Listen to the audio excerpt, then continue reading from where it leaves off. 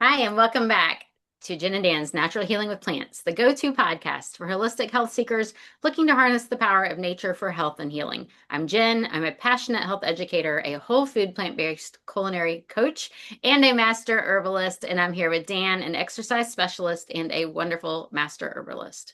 Together, we dive into the world of natural healing, bringing you a wealth of knowledge and practical advice. We draw from both traditional wisdom and modern science with herbs and foods to help you achieve optimal health. So today's episode may change the way you think about eating.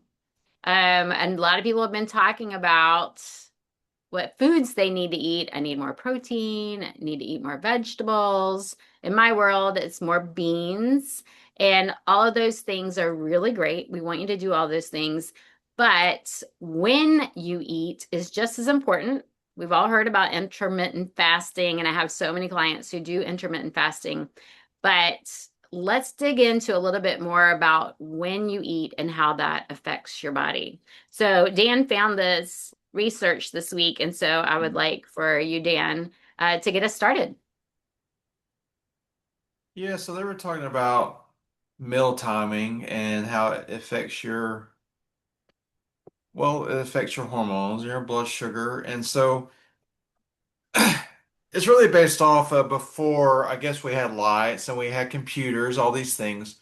Our ancestors, they actually lived with circadian rhythms, which we don't do anymore because computers and lights. So we're up really late at night and we're exposed to blue light, things like that. Mhm. But the ancestors, they would follow, they wake up with the sun and they would start to go to bed with the sun, and all their meals would be during the daytime. And during the daytime is when your body is most active, especially metabolism. Yeah, yeah. And they found a lot about that, and there's a lot like we tell people I do, that are working on like sleep, have trouble with sleep and blood sugar. Your blood sugar can improve so much if you just get out and get that morning light, get exposed to that morning light because of the way the rays are, the UV rays are in the morning. That helps us, so that we have more cortisol in the morning and more melatonin later in the day. And if you notice, if you look out, like right now, it's in the morning while we're filming, I'm looking out my window and the color of the light is different than it is in the afternoon and in the evening. And that's so important. And that's what affects our hormones. And it doesn't just affect that cycle, but also our cells too. They found that when we go with these circadian rhythms, our natural clock with the sun, not the artificial lights in our home and the blue light from the computer that I'm looking at right now, that it helps improve insulin sensitivity and things like that. Yes, so they're finding, you're talking about intermittent fasting, and I was doing research on that. So they have found it's better to do the early fasting. So, for example, they say it's better to start eating at 8 a.m.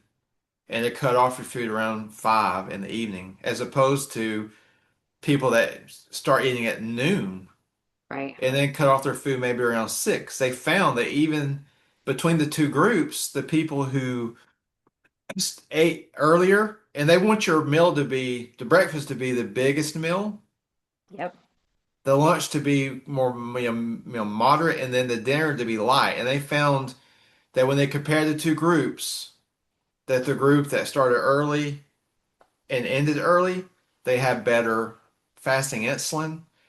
They had lower triglycerides. They were able to lose weight easier than the group that started because they found this is interesting. They found that if you waited until lunch to eat, that your insulin response was greater than the people who started eating at 8 o'clock in the morning. Yes. I love this. I love this study because it is in alignment with me. And so we like to say that we're all unique. So I do think it's worth a shot for people to try it different ways. But I remember Dr. Greger talking about a study like this, and I don't know if it's the same study, if he was referring to this one or if this one's a different one, several years ago when intermittent fasting was so huge. And he said, we have to eat earlier in the day, waking up, eating within an hour of waking up and then eating lunch earlier and eating dinner earlier and then not eating after dinner. Um, And even going to bed a little bit hungry is helpful too, especially with cleaning up the brain waves, and things like that, and helping with insulin sensitivity. And so I remember reading that several years ago, and I know for me too, I can't go till 11. I keep trying, and I've also found that the earlier I eat, the less I do my snacking in the afternoon. I don't need to snack if I'm going to eat dinner earlier, and I don't need anything after I eat. Whereas if I wait to eat dinner later, I snack a little, like around 3, 4 o'clock. I need a snack because it's going to be a few more hours till dinner. And then I eat dinner and then I still have a dessert. And so I know for me, I just overeat if I wait till later on. Where if I stop dinner earlier, I don't need a dessert and I'm fine going to bed, without having that extra food. So I know for me that definitely works. And so I like that there's a study that kind of backs it up. It said that our pancreas doesn't release insulin as efficiently at night as it does earlier in the day. So that's kind of bizarre. I would like to dig a little bit more into that. Well, the body actually, I think we've gotten away from this. The metabolism wakes up when the sun comes up. Right, And right, so they're saying now that if you're having trouble sleeping, that when you wake up, you should go outside and be exposed to the sun. right. It helps reset your biological rhythms. Hmm. And it makes sense to me though, because I'm not saying I'm perfect, but when I eat something at 8 o'clock at night Hmm. and I go to bed around 10, I'm thinking, my body's trying to digest and do all the, detoxing and healing myself. You're basically, if you have food in the stomach, digestion takes a lot of energy. So if you're sleeping with food, digesting, all of your processes, like when your body heals itself during the night, it's not going to do that because Yeah, you remember Dr. Schultz when he helped people heal themselves, he would put them on juice fast because it would shut down the digestion process and free up energy for the healing of the body. So, right. and look, it makes sense because during the daytime is when we're active. At nighttime, we're usually sitting around watching TV. Our body doesn't need that energy anymore. Right. And the stomach, if I eat late at night, I'll wake up bloated. If I Yeah, don't eat, I'll wake up with a perfectly flat stomach. right, right. Yeah, so those are some really good points. I really like that. And, there's so many reasons to stop eating at least 3 hours before bedtime. And what this study showed was even sooner, 5 p.m. I'm not going to bed at 8 p.m. Maybe some people are. But this study also showed that the same meal eaten at different times of day produced a different glucose response. And so, like a bowl of beans at breakfast, maybe you're not eating beans at breakfast, but I actually have eaten beans several times. Actually, pretty much every day now. But the same bowl of beans in the morning produces a different response than having it at dinner, the glucose response. And so it's not necessarily the food, it has a lot to do with the timing. Yes. And I've never really, well, I don't want to say never, but I usually, they want you to have your biggest meal at breakfast, and I just don't feel like eating that big of a meal in the morning. Mm-hmm. But they say it's better for you. Yeah, That's what they're saying now that the science is backing up. right. Yeah, it said it wakes up your metabolism, supports better sugar response, can reduce cravings later, can reduce overeating, if we wait until later to eat. And things like that. So for me, I wouldn't say I have a huge breakfast. As a matter of fact, for me, I don't really follow their rules as far as a large breakfast, lighter lunch, and then a lighter dinner. Mine are Yeah. usually about the same. They're all about the Yeah. same calories and protein, breakfast, lunch, and dinner. Um, and so I know growing up and even in my 20s, it was, a pitiful breakfast. Definitely no protein. I wasn't a cereal eater, but, a toaster strudel, or I've talked several times about how I'd have peanut butter toast or cheese toast or even sometimes cinnamon toast, for breakfast. Those are not healthy breakfasts at all. Yeah. Right. And so now I make sure that I have a nice balanced breakfast. And like I said, I eat beans pretty much every morning. Put beans in my Yeah. smoothie. People think that's gross, but I mean, don't knock it till you try it. It's a great way to get some protein and some carbs, and I balance it out with flax seeds and hemp seeds. and chia seeds, and then my yogurt, which is a nut-based yogurt, as well, and then some berries. So I have antioxidants, I have omega 3s. It's nice and filling. It has healthy fats. It has a good dose of protein and some healthy carbs in those berries and in the beans. So what do you think people eat late at night? I think it's a habit we get into. I think that most of those are probably in front of the TV Hmm. and we're doing some mindless eating. And I think that we're trying to Right. wind down. We're maybe stressed out from the day. Right. Yeah, I'm definitely a stress eater. If no, if I'm stressed, I'm having those cravings. And I even go, I'm not hungry. Why am I grabbing this? But definitely a stress eater. And then a lot of times it's habit. You sit on the couch and you always have a snack. And so you sit on the couch and you're like, where's my snack? And that's a hard habit to break. I know for me, I was telling Dan before we got on the call, for years, for probably close to 3 years now, I would grab some frozen berries, put them in a little bowl, and top them with pumpkin seeds, maybe some walnuts, sometimes some chocolate chips or some almond butter, and put it on the counter while I fix my dinner plate, eat dinner, and then have that for dessert for years. And it's become such a habit. And I went out of town last week for a week and, of course, didn't have my treat or dessert. And so I said, you know what? I don't need this every night. And I haven't had it this week since I've been back. So it's only been six days, 7 days. Anyway, it was easy to let go because I had let it go before, but I still think about it. I'm like, maybe I should have my berries and cherries tonight. But sometimes it's a habit, and habits can be really hard to break. And so we have to just think, why am I eating this food? Okay, what about shift workers? Yeah, that one's a hard one. That's a real hard one. Yeah, yeah, because I can't. First of all, I didn't do shift work, but I had to be at work at 5 a.m. one Mhm. time, and we had a 30-minute drive getting to work and being there at 5 a.m. I was the grumpiest person in the world. So kudos to all of you who are able to do it and have a smile on your face. But I think for them, that's going to be really hard. You get off of work and it's the morning, that actually can kind of work. Yeah, But then you're going to bed and you don't want to eat in the middle of the night, but that's when you're working, you're most active in the day. So I don't know the best answer for them. that's the hard one. I don't know. I think maybe Yeah. have a big meal before your shift and not eat it again until I don't know. Maybe it's some Right. It fasting would have to involved be there. backwards. Yeah, because you wouldn't want to eat a large meal right when you got off work and then go to bed. No, Right. Yeah, I think you're right. I think it's the only thing they can really do. Right. Yeah. Yeah. Which I do believe in fasting though. I think it's good for the body. But I don't know if that's a good idea to do every night while you're working. Yeah, I don't know. That's a hard one. That's a That's a really really hard. hard one. I think that's going to have to be individualized too. What It do was, you yeah, feel like yeah, eating? What is available to you in the middle of the night? Do you feel like eating in the middle of the night? I think of hospital workers.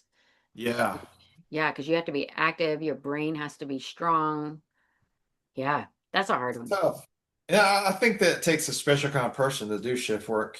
So Absolutely. Yes. Yeah. I've always So, been a first shift kind of person myself. yeah, I can do that at 7 a.m., not at 5 a.m. Yeah. Yeah, I'm alert at 7. Well, somewhat. We usually record, we get on at 7 Dan's time. I'm usually still, my eyes aren't quite open.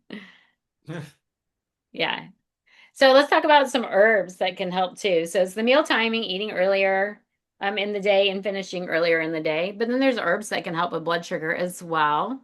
One of them is cinnamon. Cinnamon's really, you hear about cinnamon a lot for helping with blood sugar. It really helps with glucose response and insulin response. And what a great way to flavor your foods, adding cinnamon. Another good one is ginger. It helps with your blood sugar. It's a good circulation tonic, and it helps with the digestion. Right, right. And antimicrobial, helps with inflammation. There's so many things that's so great, which I forgot with cinnamon. It's also really high in polyphenols and antioxidants too. Yeah, and we're not telling you to take these herbs. I forgot to give our medical disclaimer. Our podcast is for educational purposes only. We're not telling you to take these herbs. Do your own due diligence. If they sound in alignment with you, if the intermittent fasting sounds like it's right for you, look into it, do your own studies, discuss it with your healthcare provider. But the next herb is fenugreek, and it's a new one for me, as in the last several years. I haven't. We went to the School of Natural Healing in 21. Yep. 2021 is when we graduated. It was after that I found fenugreek, and I love it. It has a maple-like smell and flavor, like maple syrup, but it's a tea, so it's a slightly sweet tea, and it also is wonderful for helping with blood sugar. So nothing like having a nice sweet tea that helps with blood sugar. But I love it because it has that maple syrup flavor. So I like to add it with other tea blends and things like that, especially those that are a little bit not so great. The next one on the list is I did a research paper on this in college. I pronounce it gymnema. Is that correct? Yeah, I don't know. I But say anyway, it's known as the nickname is the sugar destroyer. right, It's supposed to help reduce sugar cravings. It helps support healthy blood glucose. It's supposed to work really well for a lot of people. right. Yeah, a lot of people like using that. And it's in a lot of tea blends too, especially if you look more at traditional Chinese medicine type blends and Ayurvedic, but it's supposed to be really great for controlling blood sugar as well. The next one is one I drink every morning, and that is green tea. Green tea, we hear so many studies about the benefits of green tea. Very rich in polyphenols, helps with your intestinal tract, very antimicrobial, helps with insulin sensitivity and metabolism. There are a lot of great reasons for drinking green tea, very high in antioxidants. Holy basil. I like this one. Yes, Tulsi. It's an adaptogen. I don't know why I'm losing my voice. I know, Okay, I'll speak for you. It's an go excellent ahead. adaptogen. It grows in my yard. I love it. I love harvesting it. I love putting it in the dehydrator and having aromatherapy through my house. It just smells so wonderful. Just smelling it is calming. It's putting it in bedtime teas or drinking it all throughout the day. It pairs well with lavender, chamomile, so many other herbs. It just has this wonderful taste and flavor. And the fact that it's calming and helps with stress and also blood sugar is just amazing. I love holy basil. And so simple habits that can make a difference. Like I was talking about getting your morning sunlight. Yes. Walking after your meals is a big deal. Try to walk 10 minutes after your meals. That helps your blood sugar control. Yeah, if do you have a walking pad at home or a treadmill or walking around your neighborhood. I don't live in a neighborhood. I live on a farm, but I could walk around the farm.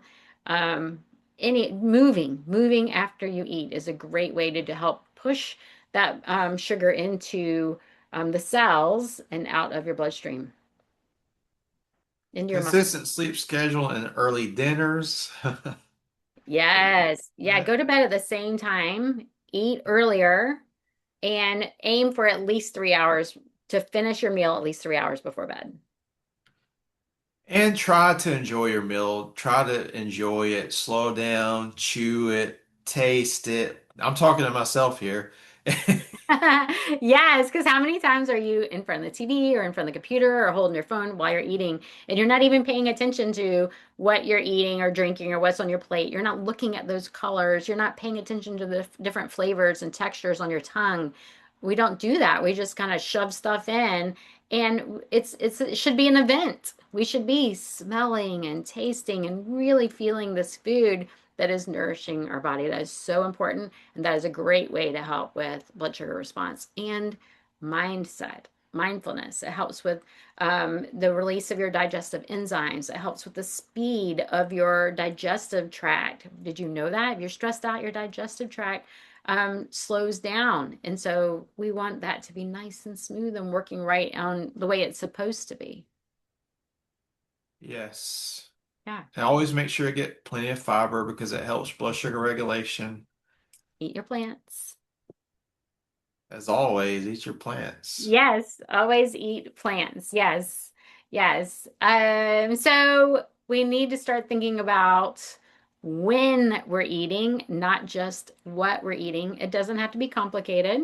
Just making sure that you are eating healthful foods, aiming if you can eat earlier in the day and finish earlier in the day, aiming to eat a little bit heavier in the morning and lighter in the afternoons, if that's also something that you're able to do. I know for me, I boosted how much I'm eating at breakfast, making sure that I'm getting the proteins, healthy fats, and healthy carbohydrates first thing in the morning and at lunch and at dinner, and not overeating at night. Anything you'd like to add, Dan, before we close? No, I think we covered it. I do too. I was excited to see this episode, and there are many other research studies about this as well. We hope you enjoyed today's conversation and are thinking about your nutrition and how you're fueling your body. To learn more about Dan, go to danthenaturalman.com. And to find out more about me, I am at Holistic Jen, that is with a WWHOLISTICJEN.com. And we also have YouTube channels as well, so you can look those up as well. Sometimes improving our health isn't completely changing things. We don't have to make it really hard.